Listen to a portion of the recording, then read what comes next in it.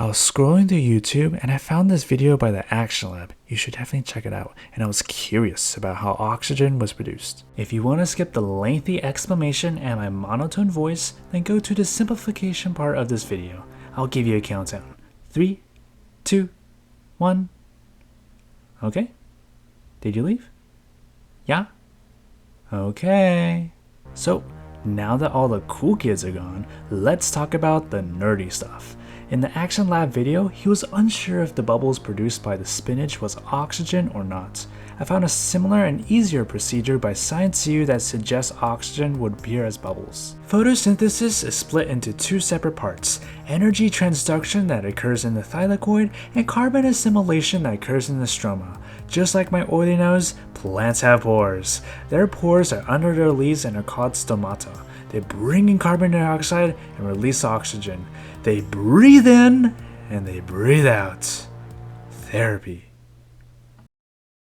I'm also curious about the oxygen production in succulents, and everyone loves succulents. Succulents belong to a plant type called can plants. Plants typically lose water when they open their stomata through transpiration. What can plants do is that they close their stomata during the day and open them at night to conserve water to stay succulent. By modifying the Science U procedure and with inspiration from the Action Lab, I will develop an experiment on how to make oxygen from photosynthesis. A quick clarification regarding the Action Lab video, he used baking soda as a source of carbon dioxide for photosynthesis. Going back to the photosynthesis diagram, I won't necessarily need extra carbon dioxide if I want to focus on oxygen. He also utilized pressure in his experiment, but I don't have a pressure chamber or a syringe, because I'm cheap.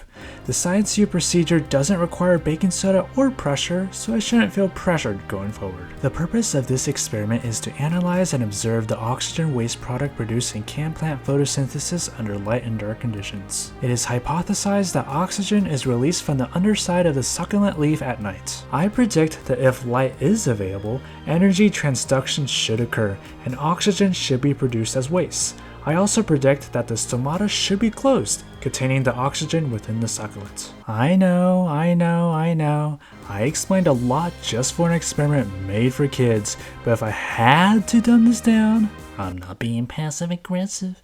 I'm basically looking for oxygen bubbles produced on the underside of the succulent leaf, more so in the dark. Thank you for watching, and I'll see you.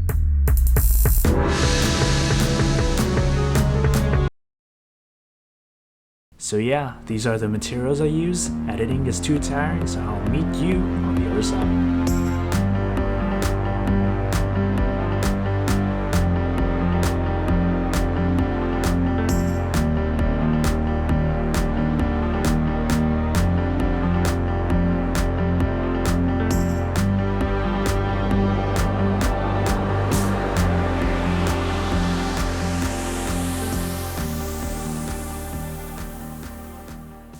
First, fill the glass container with tap water depending on the length of the string. Second, let the water reach room temperature. Third, remove any air bubbles with a stick. Fourth, obtain a leaf cutting with disinfected scissors. Fourth, point 5, I wouldn't cut the leaf as it might impact the experiment, but I'm doing so that the leaf could fit into my container. I would think that by exposing the sides of the leaf, oxygen would exit from the stomata and from the wound. Fifth, using a needle and thread, sew into the leaf. Sixth, form a knot on the top side of the leaf and tie it down with a dense object. Seventh, place the contraption in a water-filled glass container.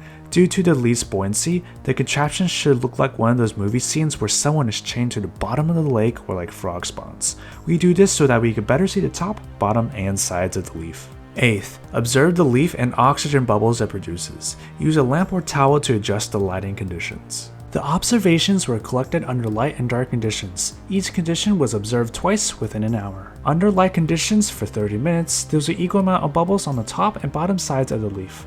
All the bubbles were quite small, measuring a millimeter or less. On the wounded side of the leaf, bubbles were being released and floated upwards. Observations remained consistent after additional 30 minutes. Under dark conditions for 30 minutes, there was an equal amount of bubbles on the top and bottom sides of the leaf. The bottom side of the leaf had bigger bubbles, measuring closer to a millimeter. I know you can't see it through the video clip. On the wounded side of the leaf, bubbles were released and floated upwards. Observations remained consistent after an additional 30 minutes. The experiment was very easy to perform at home and inexpensive. The water used in the experiment was 8 degrees higher than room temperature, which may have impacted the experiment. The oxygen bubbles produced in this experiment were significantly larger and less frequent than the oxygen bubbles produced in the Action Lab experiment.